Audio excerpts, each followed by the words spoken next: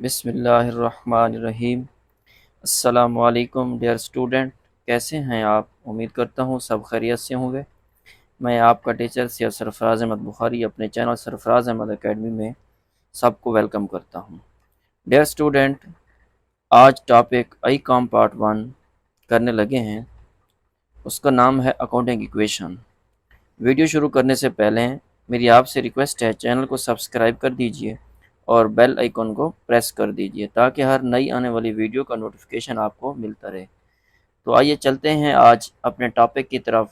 कुछ दिनों से हमने इसको स्टार्ट किया हुआ था अकाउंटिंग इक्वेशन को, कि अकाउंटिंग इक्वेशन है क्या। हमने इसके कुछ पॉइंट्स लिखे थे, की पॉइंट्स।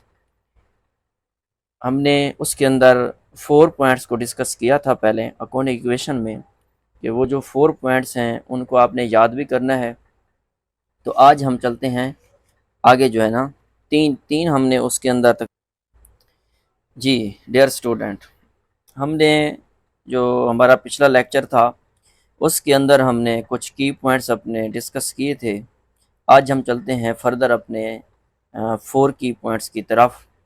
जी, अकाउंट इक्वेशन के अंदर अगर ये पॉइंट्स आपने याद कर लिए तो बहुत ज़्यादा आपको ये मददगार साबित होंगे आपके लिए क्वेश्चंस को सॉल्व करने में। जी, हमारा जो की पॉइंट नंबर 4 है वो क्या है? अहमद परचेज्ड गुड्स और मशीनरी। गुड्स हो या मशीनरी की बात हो, एनी एसेट्स फ्रॉम अली, या अली की जगह पे क्या आ जाए, ऑन अकाउंट की बात हो, ऑन क्रेडिट की बात हो, फॉर रुपीज़ 5000। इसका क्या मतलब है? अहमद ने गुड्स परचेज की, खरीदी, या मशीनरी खरीदी, या कोई एसेट खरीदा। किससे? फ्रॉम अली से। अच्छा, अली अगर ना हो, यहाँ पे ऑन अकाउंट की बात आ जाए या ऑन क्रेडिट की बात आ जाए, तो तब भी क्या होगा कि आपने उधार पे गुड्स या असासा जात एसेट्स को परचेज किया है 5000 का। तो देखिए अब इसका क्या इफेक्ट होगा। अगर किसी एंट्री के अंदर गुड्स या एनी एसेट्स के साथ नेम आ जाए, जैसे फ्रॉम अली आ गया, ऑन अकाउंट का जिक्र हो या ऑन क्रेडिट का जिक्र हो, तो उसका मतलब होगा उधार पर अशिया या असासा जात खरीदा। तो एसेट साइड पर मुतअल्लिका हेड यानी गुड्स या एनी एसेट्स कोई भी हो सकता है, मशीनरी, बिल्डिंग, प्लांट के कॉलम में ऐड जमा, और लाइबिलिटी साइड पर क्रेडिटर्स एज अ क्रेडिटर्स के कॉलम में जमा करेंगे, क्योंकि हमने उधार पर खरीदी है। तो उधार का जो घर होगा, अगर परचेज या बॉट या बाय के साथ ऑन नेम या क्रेडिट फ्रॉम अली इनका जिक्र आ जाए, तो इसका क्या मतलब है? हमने चीज़ को उधार पे परचेज किया, हम लायबल हैं, हमारे ऊपर लाइबिलिटी है, हमने पैसे पे करने हैं, तो बाद में हमने उनको देने हैं। ठीक हो गया जी। वो क्या होता है? हमारा क्रेडिटर्स होता है, उस कॉलम में हम जमा कर देंगे। एक तो न्यू हेड में, या अगर हमारे पास ऑलरेडी गुड्स का हेड बना हुआ है तो उसके अंदर हम जमा कर देंगे। गुड्स हमारे पास आ रही हैं और कैश की बात नहीं हुई, फ्रॉम अली, अली से हमने पैसे लेने हैं, तो जो हमारी लाइबिलिटीज़ होगी अली की वो बढ़ जाएगी। फॉर्मेट के अंदर जो हमारी राइट साइड थी क्रेडिटर्स की, कैपिटल के आगे, उसके अंदर हम क्या करेंगे? इसको ऐड कर देंगे।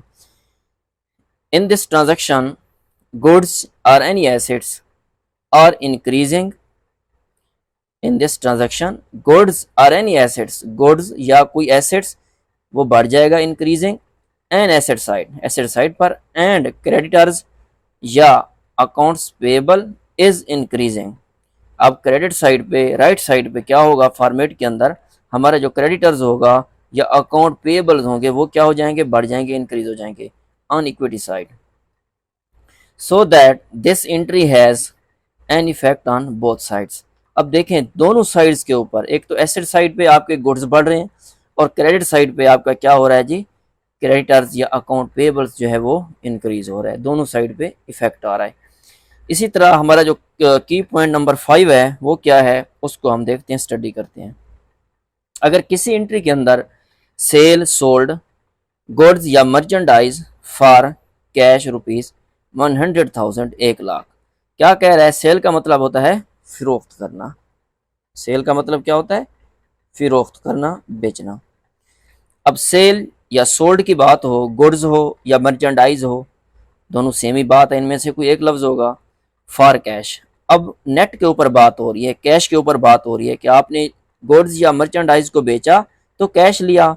तो क्या होगा, अगर किसी एंट्री में सोल्ड या सेल के साथ गुड्स या मर्चेंडाइज का जिक्र हो तो उसका मतलब होगा जो चीज़ फिरोख्त की वो आपने नकद बेची, आपने कैश लिया और उनको चीज़ें दी। ठीक हो गया जी, वो नकद फरोख्त की और चीज़ दी तो कैश लिया, लिहाजा गुड्स से नफ़ी। अब गुड्स आपसे जा रही है ना, आपने बेच दी, दूसरे बंदे को दे दी। गुड्स से नफ़ी और कैश में जमा, आपके पास पैसे आ रहे हैं तो कैश में जमा कर देंगे, कैश का हेड ऑलरेडी बना हुआ है आपका, उसके अंदर जमा हो जाएगा। गुड्स का ऑलरेडी बना हुआ है, उसमें से माइनस हो जाएंगे। इन दिस ट्रांजैक्शन गुड्स और मर्चेंडाइज या any assets are decreasing while cash is increasing. अब आपका क्या हुआ, गुड्स या मर्चेंडाइज आपकी कम हो गई या कोई और एसेट्स था डिक्रीज हो गया, कम हो गया, और कैश इज इंक्रीजिंग, आपका कैश बढ़ गया। So that this entry has an effect only on asset side. अब दोनों का इफेक्ट जो था वो एक ही साइड पे आ रहा है, एसेट साइड पे। क्यों, आपकी जो गुड्स हैं और मर्चेंडाइज है ये भी एसेट हैं, और जो आपका कैश है वो भी क्या है, एसेट है। इसी वजह से एक ही साइड पे, जो आपकी लेफ्ट साइड है उसी साइड पे इफेक्ट आ रहा है जी। ये था हमारा पॉइंट नंबर 5। अब चलते हैं अपने की पॉइंट नंबर 6 की तरफ। हफीज सोल्ड गुड्स और फर्नीचर। हफीज साहब ने बेची गुड्स या फर्नीचर टू सफदर ₹10,000। अब हफीज साहब ने गुड्स किसको बेची या फर्नीचर किसको बेचा, एसेट्स सफदर साहब को उसने सेल किया। तो क्या होगा, अब देखें इस एंट्री के अंदर किसी जगह पे भी कैश का जिक्र नहीं आया, तो साफ पता चल रहा है कि हफीज साहब ने बेचा और सफदर ने लिया, तो बात उधार की हो रही, अभी उसने पैसे नहीं दिए। तो क्या करेंगे हम, अगर किसी एंट्री में सोल्ड या सेल के साथ किसी एसेट्स या गुड्स का जिक्र हो तो उसका मतलब होगा चीज़ फिरोख्त कर दी। किस पे चीज़ फिरोख्त कर दी, उधार पर। किस पर, उधार पर। और उसी गुड्स या एसेट्स के कॉलम से नफ़ी लेस कर देंगे। और अगर साथ ही नेम का जिक्र हो, जिस तरीके से ऊपर किसका जिक्र आ गया, ये सफदर साहब का जिक्र आ गया, नेम ऑन अकाउंट या एन क्रेडिट का जिक्र आ जाए तो इसका मतलब है उधार, तो लिहाजा अकाउंट रिसीवेबल में जमा करेंगे। अब जो हमारा अकाउंट रिसीवेबल होता है इसका हेड बनता है किस साइड पे, एसेट साइड पे। एज अ लेफ्ट साइड जो होती है हमारी फॉर्मेट की, उस साइड पे हमने अकाउंट रिसीवेबल का हेड बनाना है। अकाउंट रिसीवेबल क्या होता है, वाजिबुल वसूल। अभी उसने हम उससे पैसे लेने हैं, उसने अभी पैसे नहीं दिए हमें सफदर साहब ने, हमने अभी उससे पैसे रिसीव करने हैं। उस अकाउंट के अंदर हेड के अंदर जमा कर देंगे। अगर हेड नहीं बना हुआ तो न्यू हेड बना लेंगे क्योंकि अभी पैसे लेने हैं। इन दिस ट्रांजैक्शन गुड्स और एनी एसेट्स इज डिक्रीजिंग। अब देखें हफीज साहब की जो गुड्स थी या कोई और एसेट्स था, एनी एसेट्स, कोई भी एसेट्स हो सकता है, वो अब जा रहा है तो क्या करेंगे, उसको डिक्रीज कर देंगे, वो कम हो जाएगा। Account receivable is increase. अब अकाउंट रिसीवेबल जो है, क्योंकि हमने पैसे वसूल करने हैं, वो हमारा क्या हो जाएगा, बढ़ जाएगा। So that this entry has an effect on asset side. अब इसका जो इफेक्ट है एंट्री का किस साइड पे हो रहा है, एसेट साइड पे हो रहा है। अब देखें गुड्स भी जा रही हैं तो हमारी लेफ्ट साइड पे एसेट साइड कम हो रही है, और हमारा अगर अकाउंट रिसीवेबल क्रिएट हो रहा है उस बंदे का जिससे हमने पैसे वसूल करने हैं, फीस साहब ने सफदर से लेने हैं, तो वो भी हमारा account receivable as a asset है। तो अब इसी एंट्री का जो इफेक्ट है वो किस साइड पे हो रहा है, दोनों का एसेट साइड पे हो रहा है। ठीक हो गया जी, ये था हमारा पॉइंट नंबर 6। अब हम चलते हैं अपने पॉइंट नंबर 7 की तरफ। अगर किसी एंट्री के अंदर cash paid to creditors ₹50,000, cash paid, paid का मतलब होता है अदा करना, पेड का मतलब अदा करना, पेड अदा करना, कैश पेड टू क्रेडिटर्स। अब क्रेडिटर्स आपका कौन था, उधार था, उसको आपने चीज़ें क्या की थी, पहले उससे हमने ख़रीदी थी, हमने उससे चीज़ें परचेज की थी। अब हम क्या कर रहे हैं, कैश पेड उसको दे रहे हैं टू क्रेडिटर्स, क्रेडिटर्स को ₹50,000। हमने चीज़ें उधार पे परचेज की थी, हम अब आपको क्या दे रहे हैं, कैश दे रहे हैं। तो क्या करेंगे इस एंट्री का, अगर किसी एंट्री में कैश के साथ पेड पे या पेमेंट, ये एक ही लफ्ज़ है। ये जो तीनों लफ्ज़ वर्ड मैंने दिए हैं इनका मतलब क्या है? अदा करना। क्या मतलब है? अदा करना। अगर किसी एंट्री में कैश के साथ पेड, पे या पेमेंट इनमें से एक लफ्ज़ आ जाए और साथ ही नेम का जिक्र हो या एन अकाउंट का जिक्र हो या एन ऑन क्रेडिट का जिक्र हो या क्रेडिटर्स का जिक्र हो। अब देखें ये 4 पॉइंट मैंने दिए हैं, क्रेडिटर्स हो, नेम हो, अकाउंट हो या क्रेडिट की बात हो, और यहाँ पे किस चीज़ का जिक्र आ गया? देखें क्रेडिटर्स का जिक्र आ गया। ठीक है, का लफ्ज़ आ जाए तो उसका मतलब होगा रकम अदा करना। तो लिहाजा कैश से नफ़ी, अब हमसे कैश जा रहा है, और क्रेडिटर्स या अकाउंट पेएबल से भी नफ़ी कर देंगे, क्योंकि जिसको हमने पैसे अदा करने थे अब हमारे ऊपर एक लाइबिलिटी थी, वो हमारी लाइबिलिटी क्या हो रही है? कम हो रही है। तो लिहाजा हम क्या करेंगे? कैश भी हमारा कम हो जाएगा एसेट साइड पे, और जो हमारी लाइबिलिटी साइड है, इक्विटी साइड है क्रेडिटर्स की, वो भी कम हो जाएगी, उससे भी हम नफ़ी कर देंगे। In this transaction cash and assets side will be decrease. अब क्या हुआ? इन this transaction cash and asset side will be decrease, cash आपका कम हो गया एसेट साइड पे, वाइल अकाउंट पेएबल्स या creditors on equity side in decrease. अब आपका क्या जी? इक्विटी साइड पे आपकी वो भी कम हो रही है और एसेट साइड पे आपका कैश कम हो रहा है, दोनों साइडें आपकी क्या हो रही हैं? कम हो रही हैं। समझ आ गई बात की कि कैश पेड की बात आ जाए तो किस तरीके से हम इसको करेंगे जी। यस स्टूडेंट, अब हमारा जो पॉइंट नंबर 8 है उसकी तरफ चलते हैं, जो हमारा की पॉइंट है।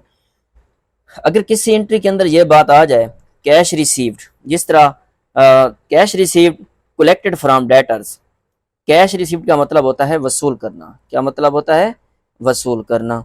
या कलेक्टेड का मतलब होता है जमा करना, वसूल करना, फ्रॉम डेटर्स। क्या किया? डेटर्स, उधार वाला जो बंदा था, जैसे हमने पिछली जो हमारी एंट्री थी उसमें पढ़ा था कि हफीज साहब ने गुड्स सेल की, किसको दी? सफदर साहब को दी। अब जो हमारा क्रेडिटर्स है वो कौन है? वो सफदर है। हमने उसको उधार पे चीज़ें बेची थी, अब हम उससे कैश क्या कर रहे हैं? वसूल कर रहे हैं। तो क्या करेंगे हम? अच्छा, ये डेटर्स जो मैंने लिखा हुआ है इस जगह पे एंट्री के अंदर डेटर्स आ जाए, नेम या एन अकाउंट का जिक्र हो या क्रेडिट का जिक्र हो 10,000, तो हम क्या करेंगे? अगर किसी एंट्री में कैश के साथ रिसीव्ड या कलेक्टेड के साथ साथ नेम हो, जिस तरीके से यहाँ पे नेम नहीं है, पिछले मैंने जो आपको एग्जांपल दी है सफदर साहब की, ऑन अकाउंट का जिक्र हो या क्रेडिट का जिक्र हो या डेटर्स का जिक्र हो, इन 4 पॉइंट में से कोई एक पॉइंट आ जाए आपका, जिस तरीके से ऊपर डेटर्स आ गया, तो क्या करेंगे हम? का जिक्र आ जाए तो कैश में जमा और अकाउंट रिसीवेबल से क्या करेंगे? नफ़ी करेंगे। बात समझ में आ गई? इन this transaction, in this transaction cash is increasing. अब क्या हो रहा है इस ट्रांजेक्शन में? आपका जो कैश है इस एंट्री के अंदर वो बढ़ रहा है। On asset side, asset side पे आपका कैश क्या हो रहा है? इंक्रीज हो रहा है। While account receivable is decreasing, जो आपका अकाउंट रिसीवेबल है जिससे आपने पैसे वसूल करने थे, ऑलरेडी उसको आपने पहले क्रिएट किया हुआ था, उसका हेड बनाया हुआ था, उस हेड के अंदर, उस कॉलम के अंदर आपने उसके जो अमाउंट थी वो लिखी हुई थी कि हमने इस बंदे से इतने पैसे रिसीव करने हैं।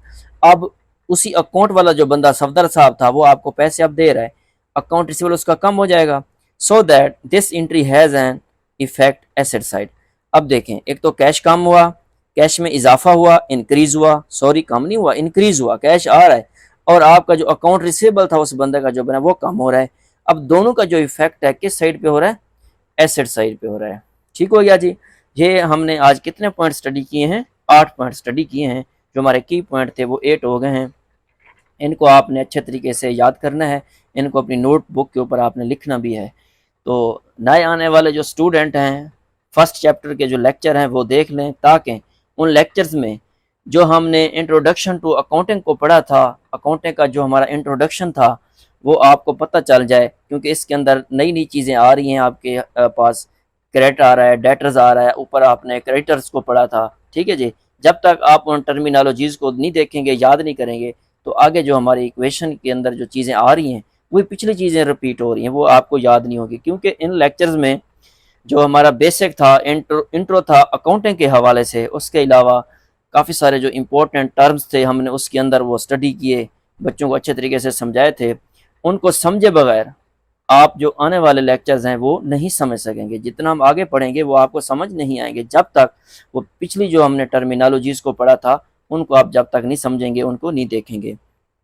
तो आप मेहरबानी करके उनको समझें, उनको देखें, और कमेंट सेक्शन में जाके आप अगर कोई बात पूछना चाहें तो वो भी आप पूछ सकते हैं। और मज़ीद कोई बात पूछनी हो तो आप मेरे व्हाट्सएप नंबर पर भी रब्ता कर सकते हैं, वो भी इसके ऊपर जो है ना गिवन है, जो वीडियोस के शुरू में दिया गया है। जी ठीक हो गया। हमारे साथ रहते मिलते अगली वीडियोस में, और साथ रहिए, लेक्चर को समझिए। चला हमारे चैनल को सब्सक्राइब भी करें और वीडियो को लाइक और शेयर भी करें। हमारे साथ रहिए, मिलते हैं अगली वीडियोस में। अल्लाह हाफिज़।